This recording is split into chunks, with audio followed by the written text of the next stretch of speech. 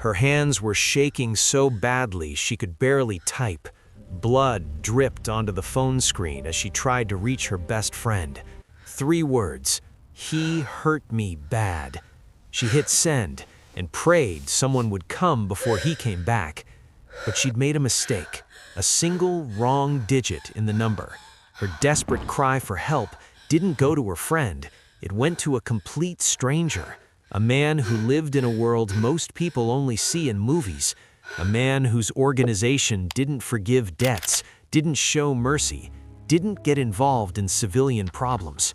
Except this time, he did. Most people would have ignored a random text from an unknown number. Some might have called the police and moved on with their day. But when this particular stranger read those 4 words and saw the photo she'd accidentally sent, showing injuries that made his blood run cold, he made a decision that would put him on a collision course with a monster he hadn't been looking for. He typed back 4 words that would change her life forever. "I'm coming. Stay hidden." What happened next wasn't a rescue, it was a reckoning. And it started with a text sent to the wrong number at exactly the right time. This is that story. Before we dive into this intense true story, hit that like button if you believe in unlikely heroes and second chances. Subscribe because we're bringing you more incredible stories about moments that change lives forever. Share this with someone who needs to believe that help can come from the most unexpected places.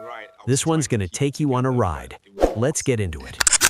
Her name was Emma, 26 years old, college graduate, the kind of person who'd always had her life together. At least, that's what everyone thought. What they didn't see was the prison she'd been living in for the past 2 years, a relationship that had slowly transformed from romance into nightmare. It hadn't started that way. It never does. Marcus had been charming at first, attentive in ways that felt flattering rather than controlling. He'd text constantly, want to know where she was, who she was with. She'd interpreted it as caring. By the time she recognized it as possession, she was already isolated from everyone who might have helped her see the truth. The first time he hit her, he cried afterward, apologized with such apparent sincerity that she believed it was a one-time mistake, a moment of lost control that would never happen again. She was wrong. The second time came 3 weeks later. Then it was 2 weeks, then days. The intervals shortened while the violence intensified and the apologies became less convincing. Emma had tried to leave twice. The first time, he'd found her at her sister's house within hours, making such a scene that her sister, exhausted from her own problems, had asked Emma to just go back and work it out. The second time, Marcus had threatened her family directly. Not vague threats, specific, detailed descriptions of what he'd do to her younger brother if she ever tried leaving again. He'd isolated her systematically, convinced her to quit her job because her male coworkers were disrespecting their relationship, moved her into his apartment, away from her support system, monitored her phone, her emails, her every movement. She had no money of her own, no car, no independence. Every attempt to reach out for help had been intercepted or sabotaged. Friends had stopped calling after Marcus answered her phone one too many times with hostility. Family had backed off after he'd charmed them at gatherings, while squeezing her hand hard enough to bruise when they weren't looking. To the outside world, they were a normal couple. Inside their apartment, she was a hostage. The abuse wasn't just physical. The psychological warfare was constant, telling her she was worthless, that no one else would want her, that she deserved the treatment she received. He'd cycle between violence and affection in ways that kept her off balance, never knowing which version of him would walk through the door. She'd stopped recognizing herself in the mirror.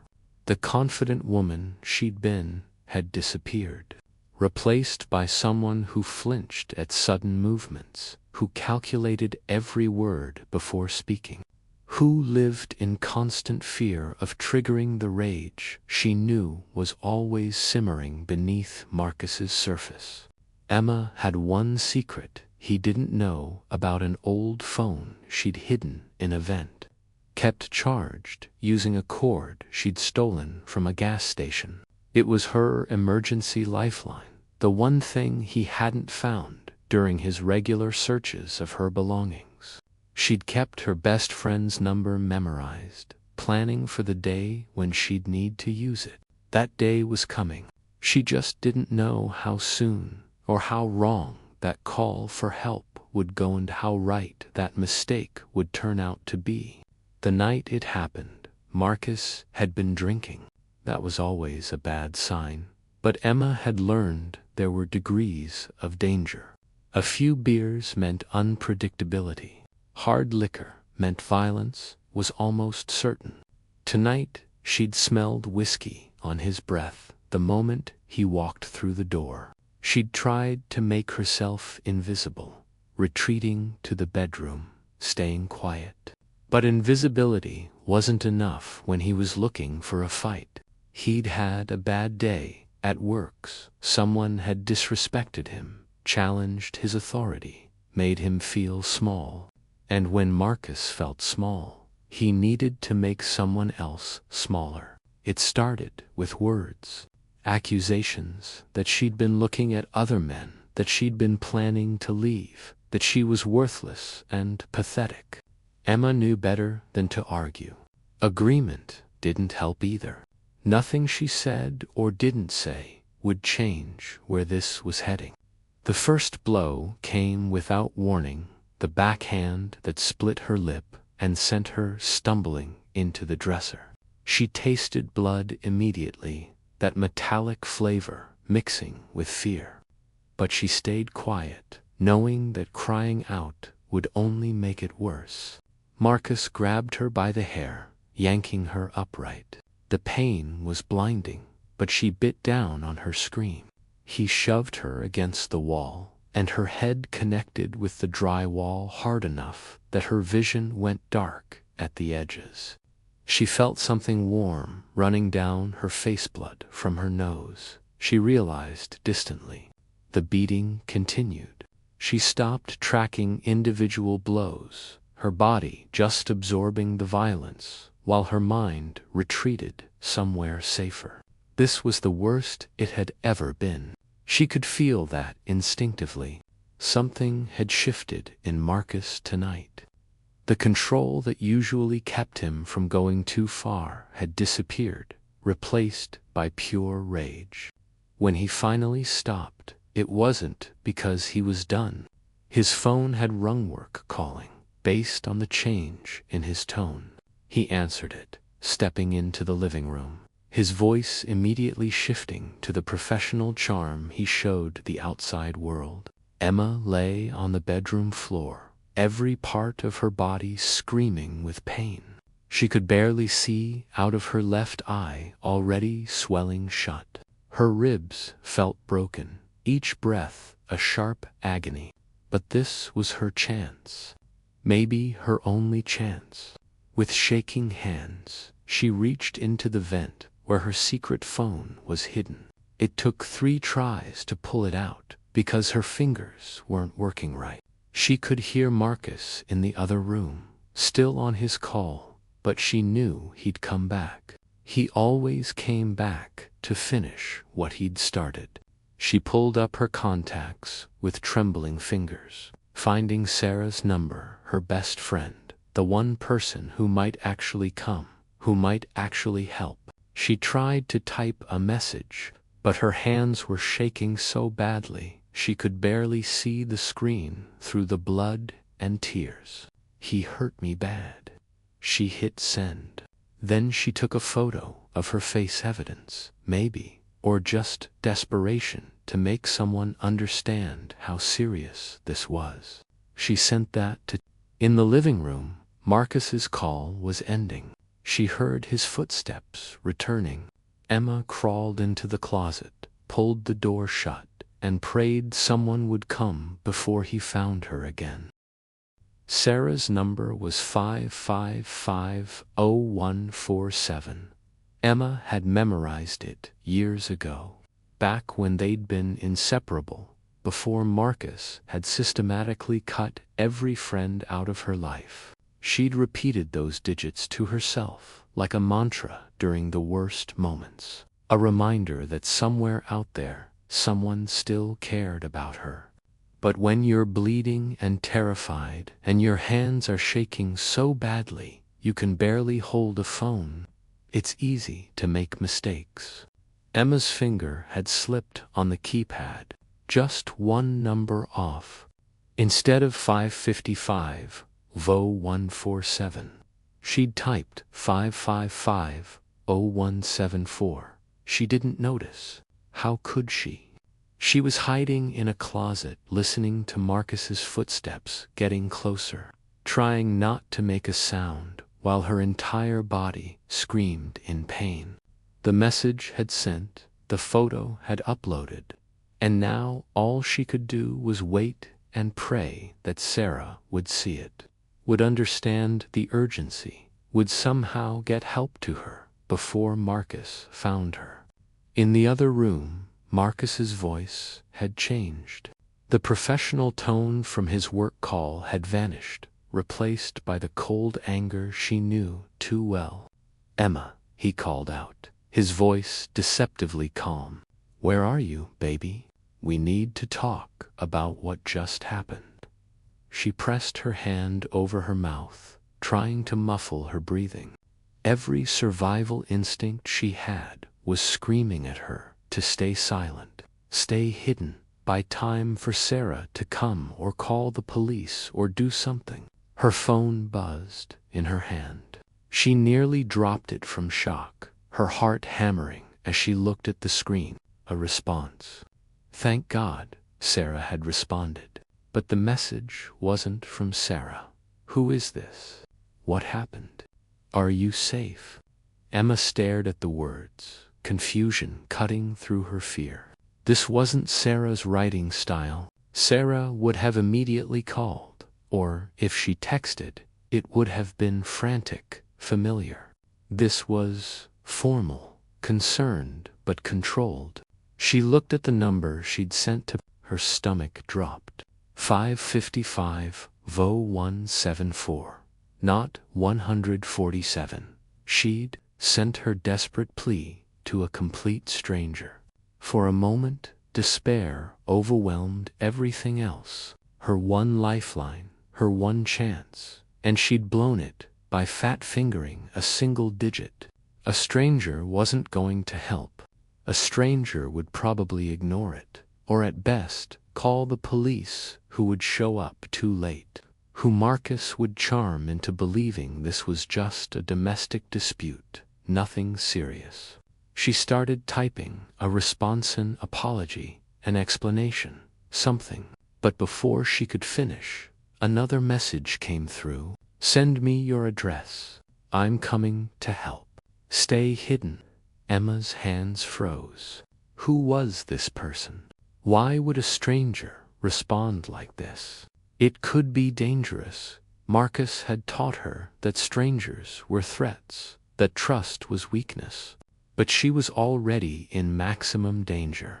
What did she have to lose? Marcus's footsteps were right outside the bedroom now. I know you're in here, he said, his voice taking on that sing-song quality that preceded his worst violence. Come out, and this will go easier. Emma made a decision. She sent her address to the unknown number.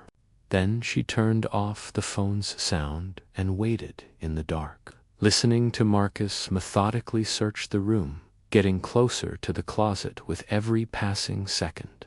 His name was Vincent Russo, 52 years old, third generation organized crime, running operations across 3 states. The kind of man whose name made people nervous, whose business was conducted in whispers and handshakes, whose reputation was built on being ruthless when necessary and invisible when possible.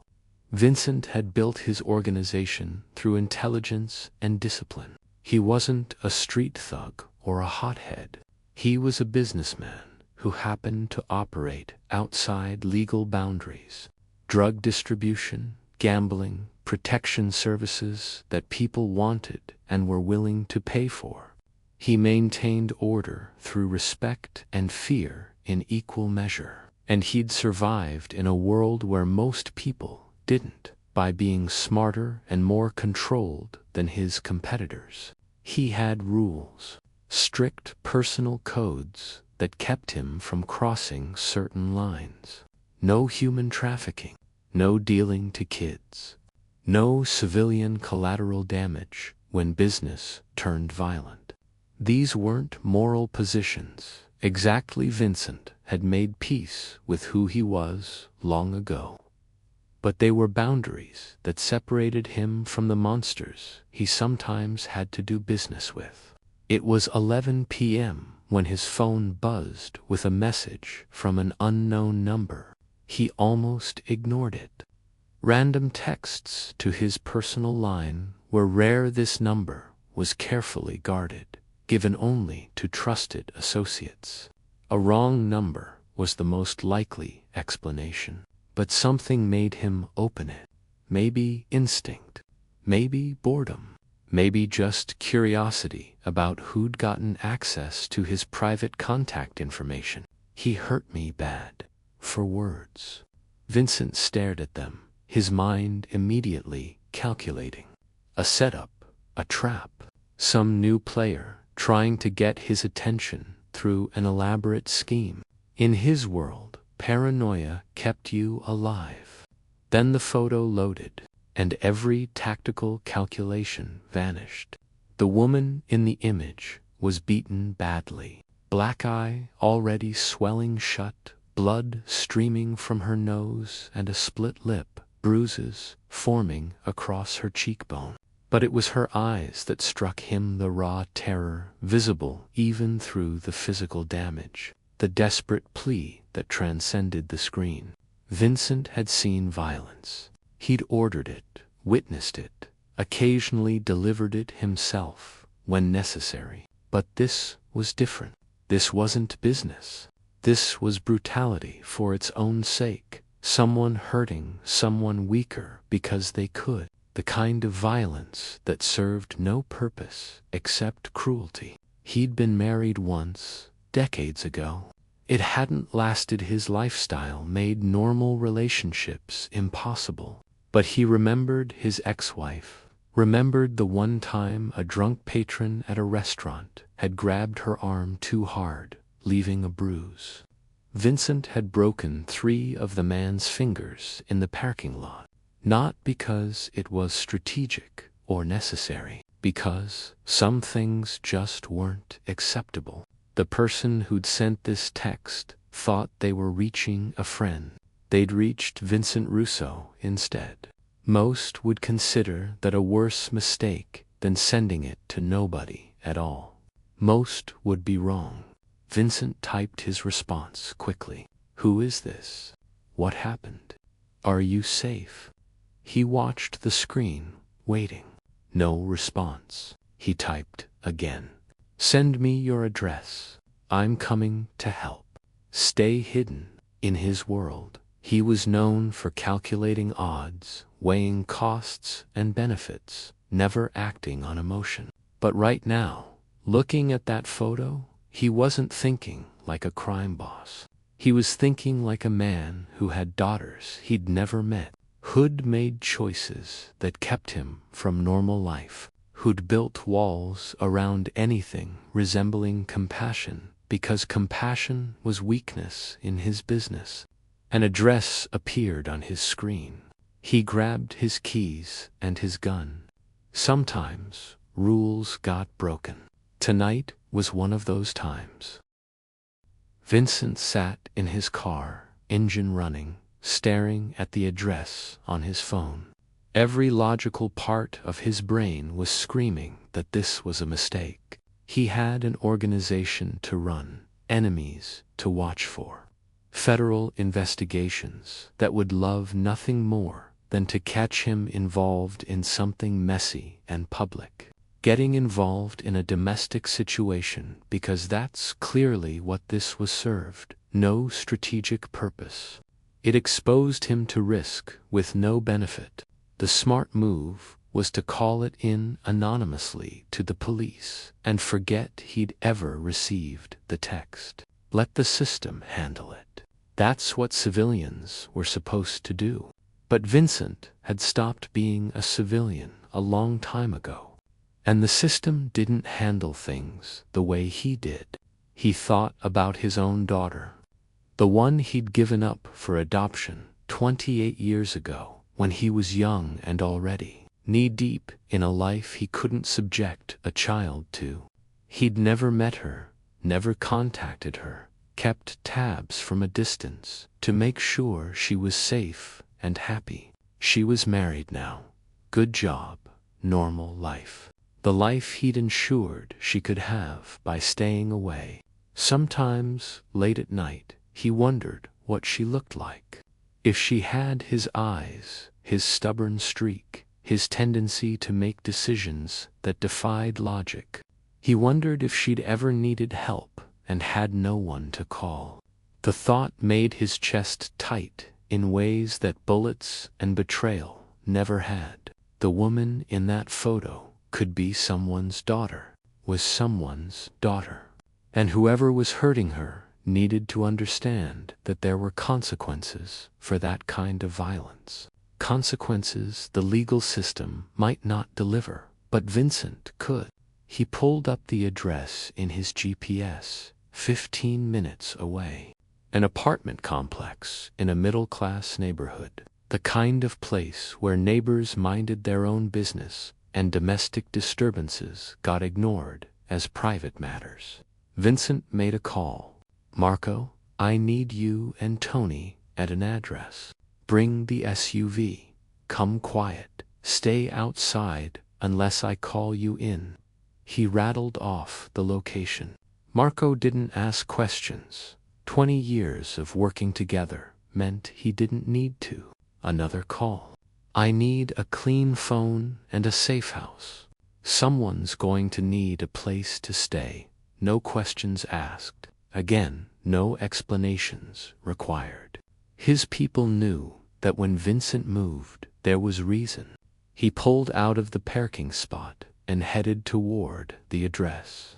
15 minutes. In that time, anything could happen. The abuser could kill her, could flee, could escalate beyond the point of rescue. Vincent pressed the accelerator harder. People who knew his reputation would think this was about control, about showing power, about sending a message to the underworld. They'd be wrong. This was personal in a way he couldn't fully explain. Maybe it was the daughter he'd never met. Maybe it was his ex-wife's bruised arm all those years ago. Maybe it was just that after decades of being the villain in every story, doing one purely good thing felt necessary.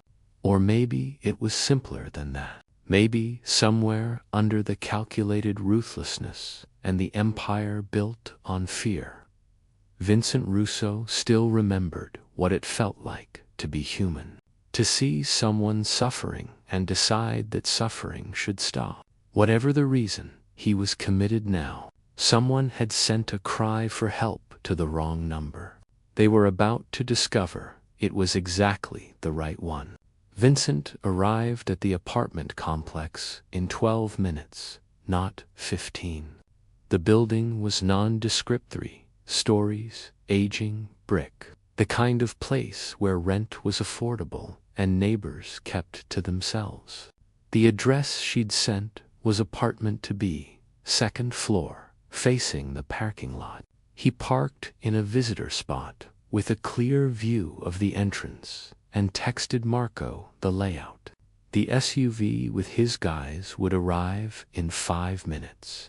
Vincent assessed the situation with the tactical precision he'd developed over decades. Multiple exits, external staircase, windows that could be breached if necessary. This wasn't a fortress. It was a trap only if someone was expecting him, and nobody was expecting Vincent Rousseau tonight. He sent another text to the unknown number. "I'm outside." "Which apartment?" "Any weapons in the house?" No response. That worried him more than he wanted to admit.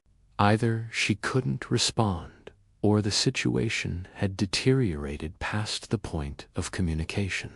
He couldn't wait for Marco. Every second counted. Vincent exited his vehicle, checking the Glock holstered at his back. He wasn't planning to use it. Gunshots brought police, and police brought complications. But he wasn't going in unarmed either. He'd learned that lesson watching men who'd underestimated domestic abusers and paid for it.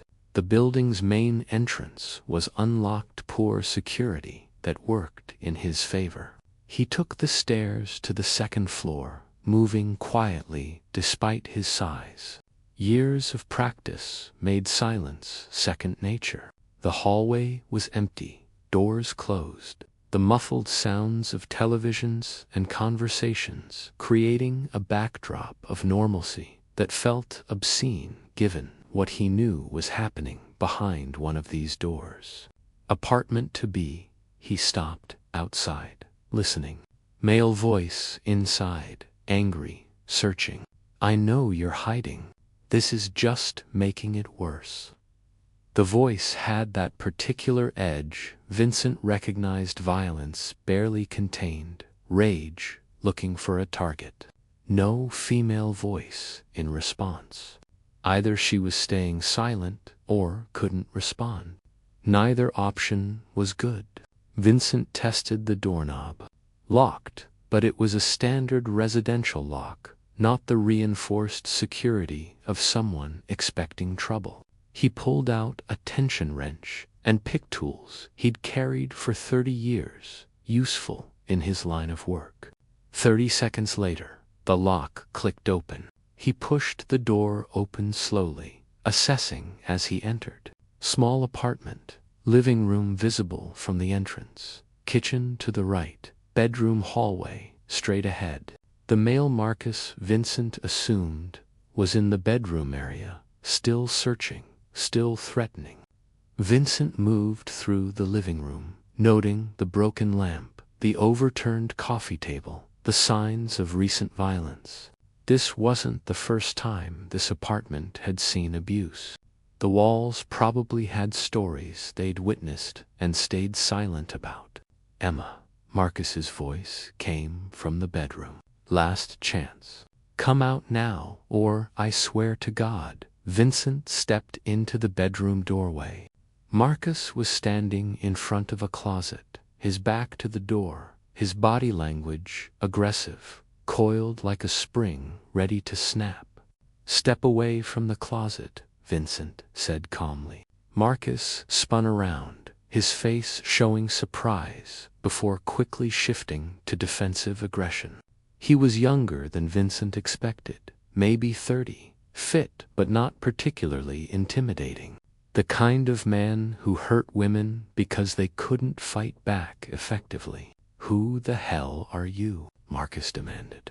"This is my apartment. Get out before I call the cops." Vincent closed the bedroom door behind him and locked it. "You're not calling anyone, and we need to have a conversation about how you treat women." Marcus sized Vincent up, trying to calculate his odds. Vincent could see the math happening. Older man alone, no visible backup. Marcus probably thought he could handle this, especially with the adrenaline already pumping through his system from beating Emma. "I don't know who you are," Marcus said, his voice taking on false bravado, "but you just broke into my home. That's a felony. Leave now and I won't press charges." Vincent almost smiled. The legal threat was adorable, coming from someone who'd just committed aggravated assault. "Open the closet," Vincent said quietly. "No, get out of my apartment." Vincent moved forward 2 steps, not aggressive, just purposeful. "I'm going to say this once more. Open the closet door and step away from it, or I'll move you myself." Marcus's eyes darted to the nightstand, looking for a weapon. Probably. Vincent was faster. He crossed the distance between them in 2 strides, caught Marcus's wrist as he reached for the drawer, and applied precise pressure that dropped the younger man to his knees. "Bad choice," Vincent said, maintaining the joint lock. With his free hand, he opened the closet door. Emma was there, curled in the corner behind hanging clothes, her arms wrapped around her knees, her face even worse than the photo had shown. Fresh blood, new bruises, and eyes that held more terror than anyone should have to experience. "It's okay," Vincent said to her, keeping his voice gentle while still controlling Marcus. "I'm the person you texted. I'm here to help. Can you walk?" She nodded slowly, not quite believing this was real. "Then go to the living room and wait. Don't leave the apartment yet. I need 2 minutes here, then we're getting you somewhere safe." Emma crawled out of the closet, moving carefully, clearly in significant pain. She kept her eyes on Marcus as she passed. That particular look of someone who'd been terrorized so long they couldn't quite believe rescue was possible. Once she was out of the room, Vincent's demeanor changed. The gentleness vanished, replaced by cold focus. He released Marcus's wrist and stepped back, giving him space to stand. "Here's what happens next," Vincent said. "You're going to leave this apartment and never contact her again. No calls, no texts, no showing up at places she might be. You're going to forget she exists." Marcus rubbed his wrist, anger replacing fear. "You can't tell me what to do. She's my girlfriend. This is between me and her. She stopped being anything to you the moment you put your hands on her," Vincent replied. "And I'm not telling you, I'm explaining reality. You walk away from this, or you don't walk at all. Your choice. Is that a threat?" Marcus sneered. "You think I'm scared of some old guy playing hero?" Vincent pulled his phone out and showed Marcus a photo surveillance image of Marcus leaving his workplace that morning. "I know where you work. I know your boss's name. I know you're 2 months behind on child support for a kid in Milwaukee you pretend doesn't exist. I know about the warrant in Ohio you're hoping won't catch up to you." He'd made those calls during the drive over. Having resources meant information came fast when you needed it. Marcus's face paled. "How did you? Because when I decide someone is my problem, they become my complete problem. Every detail, every secret, every vulnerability." Vincent stepped closer. "So here's the reality. You leave her alone. You disappear from her life, and I forget you exist. Or you try to contact her, try to hurt her, even think about her wrong. And every authority that's currently ignoring you suddenly becomes very interested. The warrant gets activated. Your employer gets an anonymous tip about your activities. Your ex with the kid gets your current address. And if that doesn't work," Vincent let the sentence hang. Marcus understood. His bravado crumbled. "This isn't over." "Yes," Vincent said firmly, "it is. Because if I have to come back, it won't be to talk." Vincent found Emma in the living room, standing near the door like she was ready to bolt but didn't know where to go. She'd grabbed a jacket, clutched it against her chest like armor. Up close, Her injuries were even worse, bruising around her neck, suggesting strangulation, defensive wounds on her arms, the kind of damage that spoke to prolonged violence, not a single incident. "We need to get you to a hospital," Vincent said. She shook her head violently. "No hospitals. They'll ask questions, file reports. Marcus will find out and heal." Her voice broke. Vincent understood.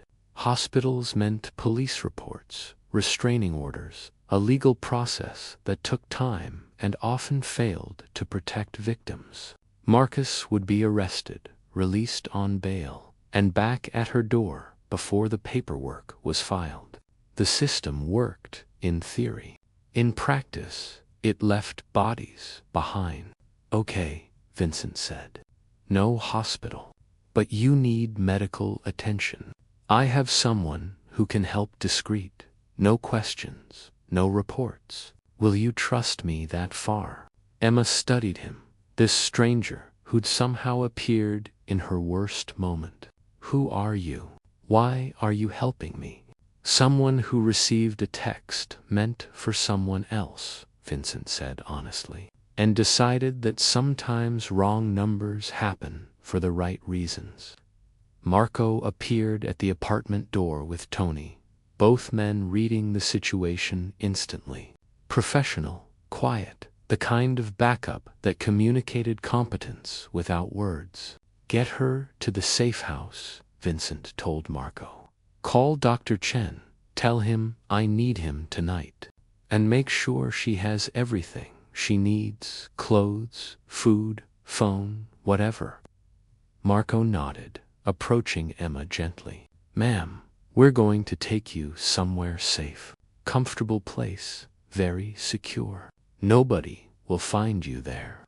Emma looked back at the bedroom where Marcus remained. "What about him?" "He's leaving," Vincent said. "Different direction. You'll never see him again." "You can't promise that," Emma said, her voice hollow with experience. "Men like him don't just give up. He'll find me. He always finds me." Vincent met her eyes.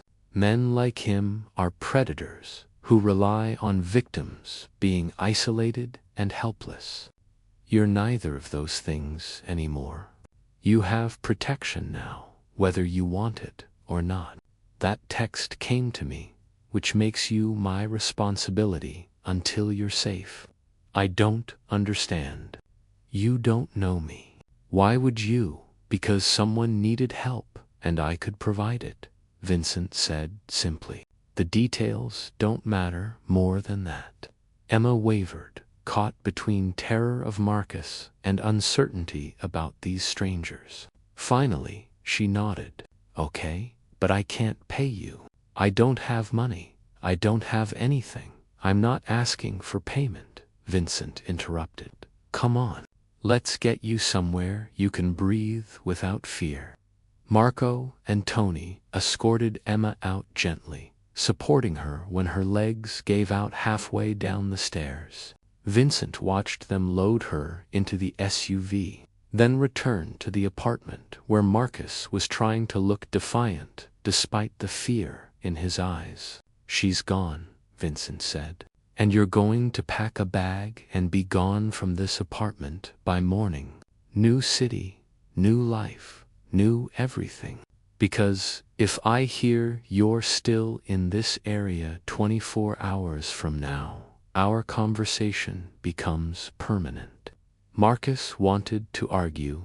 Vincent could see it. But survival instinct won. He nodded. Vincent left the apartment, texting his cleanup crew. They'd make sure Marcus understood this wasn't negotiable.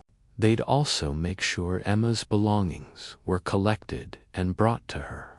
What little independence she'd maintained in that prison of an apartment. Outside, the SUV was already gone, Emma on her way to safety. Vincent stood in the parking lot, wondering what he'd just gotten himself into, and whether he'd made the situation better or just more complicated. His phone buzzed. A text from the unknown number, a number now saved in his contacts. Thank you. 2 words. But they carried weight Vincent hadn't expected to feel. Marcus left town within 18 hours. Vincent's people confirmed it one-way bus ticket to Phoenix. Apartment abandoned. All social media accounts deleted. The message had been received. Men like Marcus were bullies, and bullies folded when confronted by someone scarier than they were. Emma spent 3 days in the safe house before she'd let anyone but Dr. Chen near her. The doctor reported cracked ribs, a concussion, extensive bruising, and soft tissue damage consistent with repeated trauma. No permanent physical damage, but the psychological wounds would take longer to heal. The safe house was one of Vincent's properties, a condo in a secured building, the kind of place he kept for witnesses who needed to disappear or associates who needed protection. It had everything she needed and, more importantly, 24-hour security that would stop anyone trying to find her. On day 4, Vincent visited. Marco had been checking on her daily, ensuring she had food, clothes, necessities. But Vincent had stayed away, giving her space to process trauma without the presence of the stranger who'd inserted himself into her crisis. She looked better. The swelling had reduced. The bruises were fading from black to green-yellow. She'd showered, was wearing clean clothes Marco had brought, looked almost normal except for the haunted wariness in her eyes. "How are you feeling?" Vincent asked, staying near the door, not invading her space. "Like I'm waiting for the other shoe to drop," Emma said, honestly. "Like this is too good to be true, and any minute Marcus will kick down that door or you'll tell me what you actually want from me." Vincent nodded. "I don't want anything from you. That's not why I helped. People don't do things for nothing. Especially people like you. People like me." Emma gestured at him. "The security, the resources, the way your people move like soldiers. You're not a good Samaritan. You're someone who has power and uses it. So what's the cost? What do I owe you?" She was smart, traumatized, but not stupid. Vincent appreciated that. "You owe me nothing," he said, "but I can offer you something if you want it. A fresh start. New identity, new city, job placement, enough money to get established. Completely clean break from everything. Why would you do that?" "Because you deserve a life without fear," Vincent said. "And because I have resources most people don't. Seems wasteful not to use them." Emma studied him. "And if I say no, if I want to stay here, rebuild on my own terms, then you stay here as long as you need, and when you're ready, you leave with my security team's numbers in case Marcus ever tries to come back. Your choice completely." She seemed surprised by that. Maybe she'd expected coercion, the kind of control Marcus had exercised. Vincent understood when someone had spent years having every choice made for them. Freedom felt suspicious. "I need time to think," Emma said. "Take all the time you need. This place is yours until you decide otherwise." Over the following weeks, Emma slowly emerged from survival mode. She started therapist, arranged and paid for by Vincent, completely confidential. She reconnected with her sister, with Sarah, who felt horrible about the missed text, with pieces of her life Marcus had stolen. She also started asking Vincent questions about who he was, what he did, why he'd really helped. He answered honestly, within reason. Told her about his organization, his business, The world he operated in didn't hide that he was a criminal, but didn't glorify it either. "You're not what I expected," Emma said during one of his visits. "What did you expect?" "I don't know. Someone scarier. But you're just careful. Like everything you do is calculated." "It has to be," Vincent said. "In my world, mistakes are permanent." Emma had decided to stay in the area but wanted her own place. Vincent's people found her an apartment in a different neighborhood. Security system installed, new locks, lease in a name Marcus would never connect to her. She got a job through one of Vincent's legitimate business fronts, no connection to his criminal operations, just a normal position at a normal company. Marcus never came back. Vincent's people kept tabs on him in Phoenix, working a dead-end job, keeping his head down, no contact with anyone from his previous life. Fear kept him compliant more effectively than any restraining order could have. 6 months after that desperate text, Emma was building a life that looked nothing like her previous one. She'd regained weight, smiled occasionally, started sleeping without nightmares every single night, and she stayed in contact with Vincent, not frequently, not intrusively, just occasional texts updating him, thanking him, asking his advice on things she couldn't ask anyone else. A year after the night Emma sent that desperate text to the wrong number, she met Vincent for coffee. It had become a ritual. Every few months, they'd meet in a quiet cafe, talk about her progress, her life rebuilding itself piece by piece. An unlikely friendship forged from the strangest circumstances. "I got promoted," Emma told him, smiling in a way that still looked new on her face, like she was relearning how to express joy. "Manager position." They said I earned it. "You did," Vincent said. "You're good at what you do." "I still can't believe this is my life now. Sometimes I wake up and panic, thinking I'm still in that apartment, that all of this was just a dream." "It's real," Vincent assured her. "You're safe. You're free. You're building something Marcus can't touch." Emma stirred her coffee, contemplative. "I've been wanting to ask you something. The daughter you mentioned once, the one you gave up. Do you ever think about finding her?" Vincent had told Emma about his daughter during one of their conversations, in a rare moment of vulnerability. It was easier to be honest with Emma than with most people.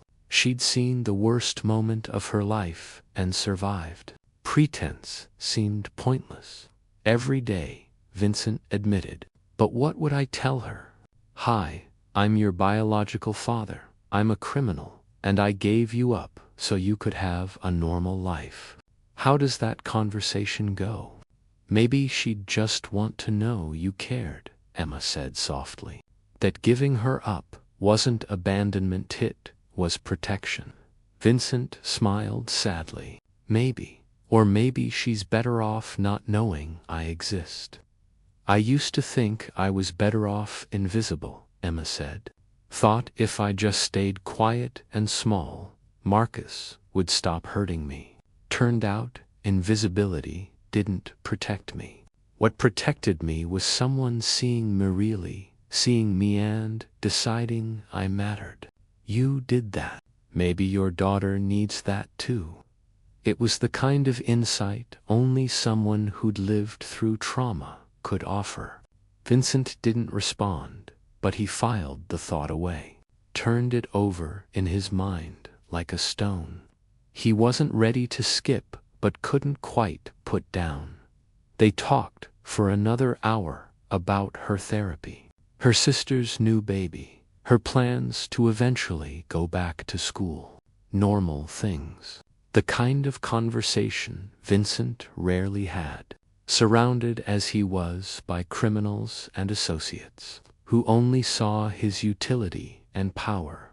Emma had become something unexpected, a reminder that his actions could create good, not just manage bad, that the resources and influence he'd built through illegal means could serve purposes beyond profit. She was living proof that sometimes the wrong number was exactly the right one.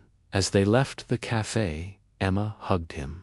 It was brief, slightly awkward. Vincent wasn't accustomed to physical affection that didn't come with ulterior motives, but it was genuine. "Thank you," she said.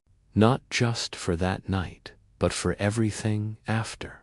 For not making me feel like I owed you. For letting me rebuild on my own terms." "You did the rebuilding," Vincent said. "I just removed an obstacle." Emma shook her head. "You did more than that. You gave me my life back.